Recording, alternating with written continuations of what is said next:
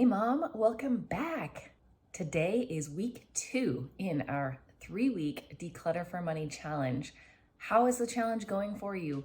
Have you started? Have you been decluttering your home, going around and finding those things you no longer need?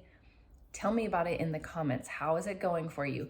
And if you don't know what I'm talking about or you haven't started yet, go back to last week's and listen to the first episode in the series for the 3-week Declutter for Money challenge and get started today. It's not too late. It's never too late because we're not actually going to get through our entire house in 3 weeks. It's just to get you going, get you started, getting you thinking about what you no longer need and how you can turn that into some money that can help out your family.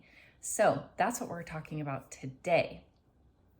In today's episode, I am going to go over what you can do with all of that unwanted clutter to turn it into some cash.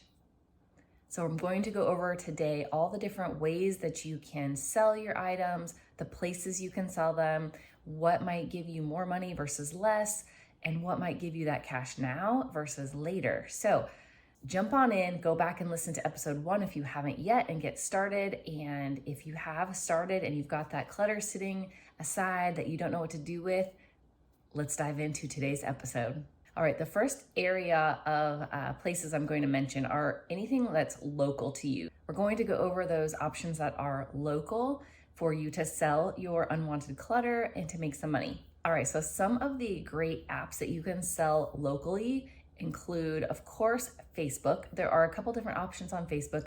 You've got Facebook Marketplace is a huge marketplace, and you can list your items for sale and people can sort for whatever they're looking for and say local only. So of course you can offer to ship it elsewhere if you want. That is an option as well, but you don't have to. You can sell just locally. People can come pick it up from you at your home if you choose, or you can meet them somewhere. It's a great way to reach a lot of people in your local community who are looking for items used for less price, but will earn you some money at the same time. Also on Facebook, there are many buy and sell groups depending on where you are. If you are in a larger town or city, there may be some specific groups that people have created specifically for selling your items or buying used items. So do a search in Facebook like buy, sell, and your city name, and you may see what comes up, or garage sale and your city name, something like that. There may be some different groups that come up that are specifically to list items for sale. And then other apps are OfferUp. It works similar to Facebook Marketplace, but it's an entirely separate app called OfferUp, and there is a pretty good amount of people on there. So we've had good success selling items on there as well. And then there's the old trusty Craigslist, of course. So Craigslist has been there a long time. It's not as user-friendly, but a lot of people still use it. I recommend using it on a computer versus trying to use it on your phone. It has never really worked great on mobile in my experience, but it's a great way still to reach an audience that maybe isn't on Marketplace or just really are those diehard Craigslist fans. And there are different categories, so you can list items for sale depending on the category. Another place you can sell your items if you need some quick cash, depending on if they are a little bit more valuable and you need it right away and it's local, would be a pawn shop. So with a pawn shop, you are going to get money right away offered to you if it's something that they know they can turn around and sell for more money. Now, of course, you're not going to get the amount that it's worth because they have to make a profit and turn around and be able to sell it for more money. But if you need quick cash right now, that could be a good option, especially if it is something a little bit more valuable. And there are a lot of different topics that they take, so they're not really choosy on the types of items that they take. If they can flip it for more money, they will buy it from you. Another area that is local would be consignment. So there's a few different options within consignment that I wanted to go over. So it's kind of its own category. There are local consignment stores in your area, and where I see some of the main categories being children's clothing and toys. So anything geared for babies and children. There are a lot of children's consignment stores around. So taking your items there, and what consignment means is they will take in the items that they think they could sell, and they will put them out on their floor, on their sales floor in a store, like a little retail store, but it's for typically used items. And when somebody purchases your item, you get a percentage of the price that it's sold for. Most commonly in my area, you would get about 40% of the sales price. They would keep 60 for doing all of the legwork and finding the customer. If your item hasn't sold, you don't earn money on that item yet. It typically goes on their sales floor for about 60 days, maybe 90 days. And then after that, it either can be pulled, given back to you, they'll donate it, or it becomes the property of the store. It really depends on each store's rules, the way that each store operates. So there may be items that don't sell in the end, and you want to ask those questions up front if you can get your items back that haven't sold. The pros with consignment is that they're doing the work, and often they can get a higher price per item because they are a store and a lot of people come and shop from them, but you obviously are only getting a percentage of that, but it may be more than you were able to sell on your own. Another area where I see consignment a lot of times with women's clothing, and then I also see it with furniture and home decor. So there are usually specialty stores that are consignment specifically for your furniture and home decor. So if you have any large pieces or home decor that's worth money, those might be some good options for you as well. And then there are also similar to consignment stores, but they are called resale shops, describing a consignment store as well. But what really is the difference in resale is that they will buy the items from you up front. So you're not waiting for them to put it out on consignment and somebody to buy it, but they are going to offer you less overall for your items that they want to buy than you would earn waiting for that consignment, because they're taking the risk, they're giving that money up front to you, and then they have to still turn around and sell it to even recoup the money that they've just spent to get your items. So it's a way for you to get money faster, but you will get less money overall. So it just depends on your motivation, if you need the money now or if you need more money and you can wait for it. And another type of consignment that is in the larger towns or cities or some of the metro areas are consignment sales. Now, what this is usually about twice a year, maybe 3 times a year, somebody who owns these sales puts the sale on in your local area. They rent out a space for a week or two, and everybody can list their items into an inventory system online and then drop off your items at the given scheduled time. They put them out into a huge sale. It gets all organized by category. And then for 4 or 5 days, and then for a handful of days, it is open to the public and anyone can come and shop. I love these sales, one, to get clothes for my kids as they grow out of their clothes. I'm able to get the next size for them or the next season for them, much less than going and buying them at the store. If your kids need it, they sell them at these consignment sales.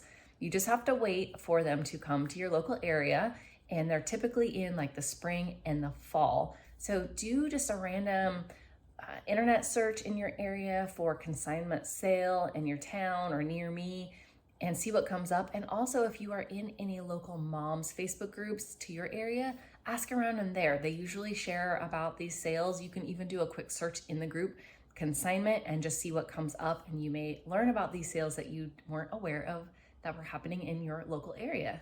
I have sold a lot of items at these sales in the past as well. They do take a lot of work because you are taking a whole lot of items potentially to the sale all at once. And so it's a little bit more involved on your end, but you can get a pretty good amount of money on the back end, all in one chunk. All right, the next category is going to be potentially in your area and potentially online, but it will be niche locations. So what do I mean by niche locations? This is like more of a specialty type of item that you have that might be worth a good amount of money. So think comic books, trading cards, like sports cards, Pokemon cards, antiques, art, gold and silver, anything like that. That could be a collectible, that could be really valuable because it's old or it's limited edition. Maybe there aren't that many of the pieces.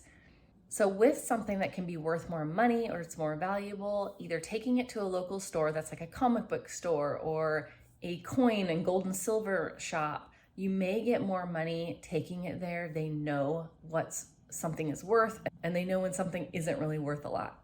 so they can look over what you have and give you a good idea. And you can also find these niche specialty places online. So you can look for those places where you could sell an art piece, for example, or specialty sports cards that are worth a lot of money, like original rookie cards of Michael Jordan, for example. Going to those niche places where people are looking for those specific items can usually bring you in a lot more money than trying to sell it locally on Facebook Marketplace. So seeking out those really niche buyers for your really niche specialty collectible valuable items can bring you a lot more money. It can take a lot more time as well, but it may be worth it in the long run. And the next category, of course, is online. So some of the big online selling places, of course, are Amazon. Individual people can actually sell on Amazon, in case you did not know that. eBay is another big one where you can list your items for sale. This could be a collectible item, and it may not be a collectible item. It could be just a general item that's worth a good amount of money. As long as you're willing to ship the item, then eBay can be a great option because there are a lot of people on that platform. And there are two ways you can list it on eBay. You can list it as an auction where it is up for bids for the next 7 days and people can bid on it and you may get a good amount of money, or you can choose the buy it now option and just list it for sale. And that stays on for, I believe, about 30 days, and you can renew it every 30 days typically. They are going to take a cut on anything that you end up selling, and you'll be notified when it sells, and you'll have only a couple days to get it out into the mail to them. So it's a little bit more time involved to get these things listed online, but you can get a good amount of money for each item. Mercari is another one that is similar to the other platforms, and Poshmark, which is geared towards high quality name brand clothing. And my last area for selling, I do have one more area after this, but this is for selling, and that is to have a garage sale. If you have an abundance of stuff that you have identified to get rid of, a garage sale could be a good way to put it all out for sale, get a whole lot of it purchased and gone out of your way quickly, and make a large amount of money over a weekend. Now, with a garage sale, it is a lot of work up front, but it can be a lot of fun selling your items and seeing them go over a couple days or a weekend and having several $100s in your hand by the time the weekend is done. So real quick, make sure if you have not subscribed, do that now, because next week is the third and final week in our 3-week series for Declutter for Money Challenge. And I'm going over all of the tips and tricks that will help you run the most successful garage sale you've ever had. As you're decluttering right now, in last week's episode, I said to set it all aside into a closet or an area of your garage so that this week and next week you can choose how you want to sell, how much you have to sell, and what way you would like to sell. What's the best way to sell these items? So if you determine that a garage sale is the best one, make sure you tune into next week's episode. Now, the last category is not about earning money right now, but it could impact you financially. And that is, if you just do not want to list the items for sale, you don't want to haggle with anything, you want your items gone now, is to donate them for a tax write-off. Check with your accountant to see if writing off your donated items could benefit you. All right, I hope you enjoyed today's episode. Leave a comment if there's any other areas that you've successfully sold your items that I have not mentioned here. And don't forget, be here next week for the third and final week in the series. Let me know how your decluttering is going. If you have not joined the Facebook group yet, get in there because we're talking about the challenge. We're sharing our befores and afters, and we're staying motivated. Go to facebook.com/groups/Frugal Living for Families, and I will see you in there. All right, take care. See you next week. Blessings to your family.